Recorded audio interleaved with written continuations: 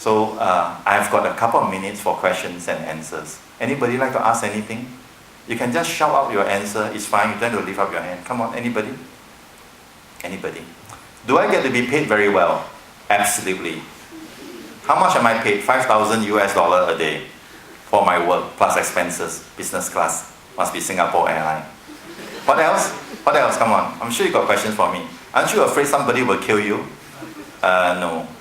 Initially, yes. Initial years, yes. When I'm 28 years old, 27 years old.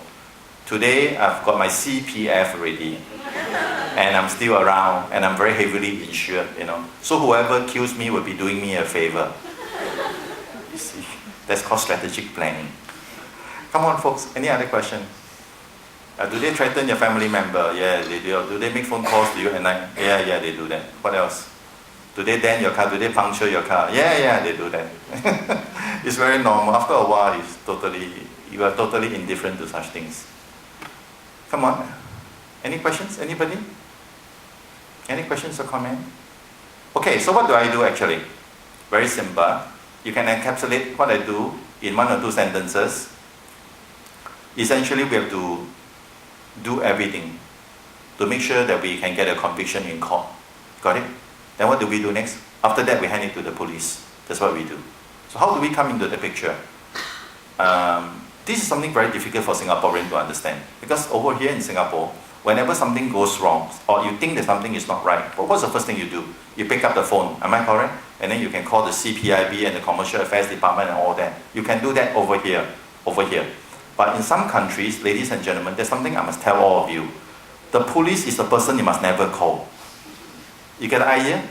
In some countries, you must never and never ever call the police until you finish all the work, gather all the evidence. Then you call the police and force them to prosecute. That's how it is done. Different country, different environment. Yes, ma'am?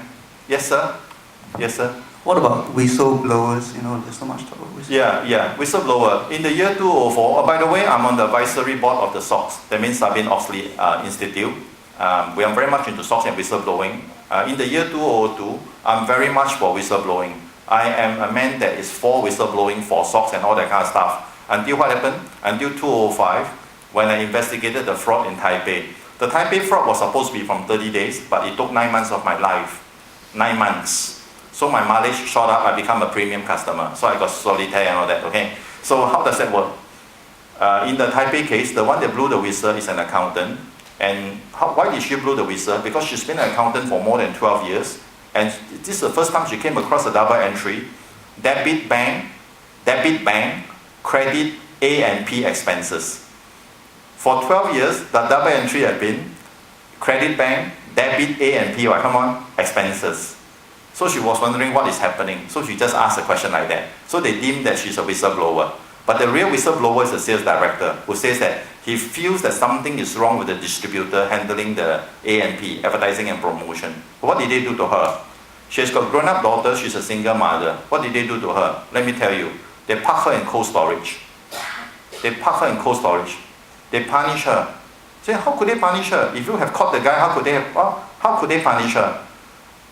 This is where we have to shed our Singaporean mentality. The fact that you produce the evidence to convict somebody doesn't mean justice will be done. Always remember that. There are always overriding reasons. What is right in our country might not be right in other people's country. What is right in one time, you say, yeah, this is not our Anglo-Saxon training. I'm also trained in the same manner, I'm telling you folks. Mine is also Anglo-Saxon training. I also studied under Lord Denning, okay? Exactly the same thing. I understand Anglo-Saxon law, but that's not the way it works, okay? So what am I trying to tell you? The CEO got away, the CFO got away. The company spent a lot of money, produced all the evidence, and both the CEO and the CFO got away. And who got punished? The whistleblower. The man who blew the whistle was asked to leave without bonus or salary. The woman who blew the whistle was put in cold storage. So to answer your question, what do I think about whistleblowing? I'll give you my personal stand. I hold a position that if you cannot protect the whistleblower, then you don't implement the policy. It is as simple as that. And that position have not changed. Why do I say that? In the US, we have whistleblowing protection for the whistleblower. In Australia, we have it, but limited protection because there's a proviso that says, provided always the whistleblower blow the whistle in good faith. So you have to prove that it was blown in good faith. Over here in Singapore, as far as I know, or rather, I can in fact use the term, to the best of my knowledge, there is no whistleblowing legislation. There is code, there's guideline, there's governance, there's internal policy, but there is no whistleblower legislation. Am I for it? Yes, I'm for it, but only for the protection of the whistleblower. Very sad case. It was a very sad case. So I asked the group president of the company, that means the number one man of the company, there's nobody bigger than this man when I met him. So I said, have you sacked the CEO? Have you sacked the CFO? I would like to see that happening. He told me, Tommy, you don't understand. It is very difficult to do business in Asia. I said to him, just tell me what happened. So he told me, well, it is like that. The person that you asked me to sack control 40% of the market in Shanghai and control 40% of the market in Taiwan, Taipei. If I were to sack him, immediately I lose 80% of my business. Are you with me? So I said, what do you do then? He said, I suspended his bonus by 1 month. So I asked him, then why do you employ me? I'm very expensive, I'm telling you. I always tell people, don't employ me. I'm not employable. I'm a very expensive person. So why do you employ me? He said, we employ you so that he know. I said, huh? So that he know that I know, that you know. So I told him, in order for him to know that you know that I know that he knows, you can try email. Cheaper. Email is much cheaper. He said, no, you don't understand. He must know that you know. Do you understand now? He bought himself a marker. That's what we say in the US. He bought himself a marker. He wanted to hold the marker. He got no marker. He used me to buy. I do the investigation, I produce the evidence. He hold the evidence. You understand? So he got the marker. So what does he do? He leverage it against who? The CEO and the CFO and tell them what? Behave yourself. Then you will now ask me, why is it the company is prepared to lose 12 million and write it off? The answer is very simple. If you pull in 600 million a year, I think 12 million is pretty insignificant. But it is precisely because of that reason the Americans in 1978, we came up with something known as FCPA, Foreign Corrupt Practices Act. It was for exactly the same reason. So we cannot look at corruption or this kind of thing, misdemeanor, as what? Part of the cost of doing what? Business. Okay, folks, I hope I've answered your question, sir. Any other questions or comment? Please feel free to ask. I'm very happy to answer your question. I cannot be very entertaining to you today because time is very hard pressed. You understand? I got to regurgitate whatever I can for you and then we have to move on.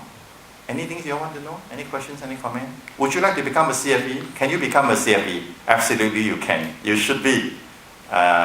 Incidentally, CFE is not a qualification whereby you pay money and you become a member. Those days are over. The door has been shut permanently. When we first started ACFE, that was 20 years ago. You know, there's an English expression that says, the folks laugh us to scorn. You know, scorn.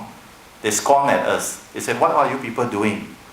Well, I've got something to tell you folks. We are the biggest organization in the world when it comes to anti-fraud professionals. What else can I tell you? Well, that might not impress you very much. What we can tell you is that we make 5 million US bucks a week. I hope that's quite impressive for you.